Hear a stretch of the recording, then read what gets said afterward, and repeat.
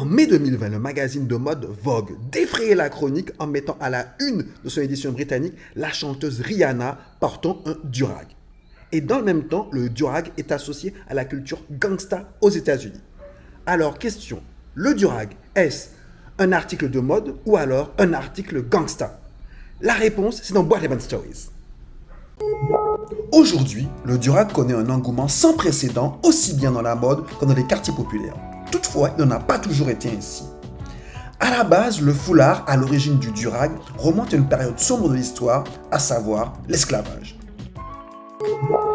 Il faut savoir qu'à cette époque, aux États-Unis, suite à l'adoption de ces lois appelées lois de Tignon, les femmes noires avaient obligation de couvrir d'un foulard leurs cheveux en public.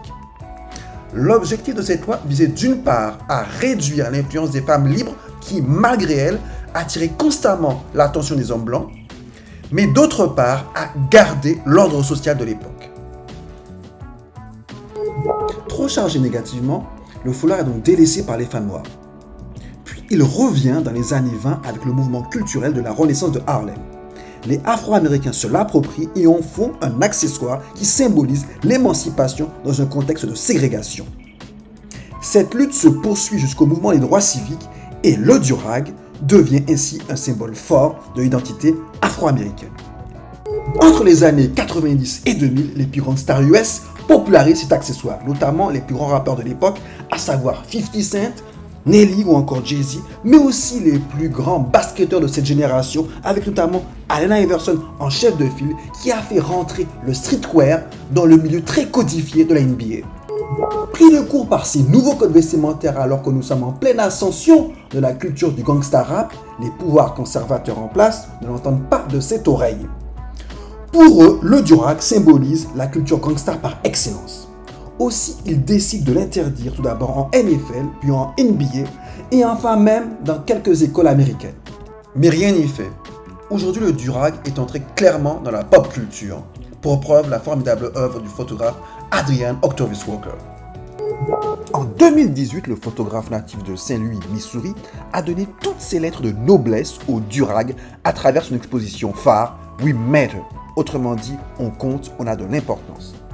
Dans cette série photographique, Adrian Octavius Walker explore les traditions de beauté masculine tout en remettant en cause les stéréotypes sur la masculinité afro-américaine.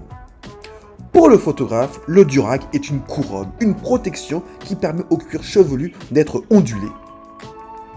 L'intimité que dégage chacune de ces photos efface complètement la notion de menace qui a été assignée aux hommes noirs. Ainsi, sur cette photo intitulée Black Virgin Mary, on voit un jeune garçon noir arborant un durag de couleur vert qui encadre son visage comme un voile. Mais c'est surtout le contraste entre son visage ciselé, très masculin, et la douceur de son regard, mise en valeur justement par la texture scintillante de son durag qui touche en plein cœur. Cette référence à la Vierge Marie évoque cette idée de beauté et de martyre afin de faire ressortir la vulnérabilité du sujet.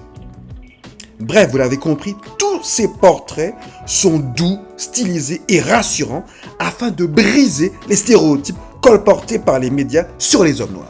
That's all folks, si tu valides cette vidéo, n'hésite pas à me lâcher un like ou à t'abonner. Ciao ciao!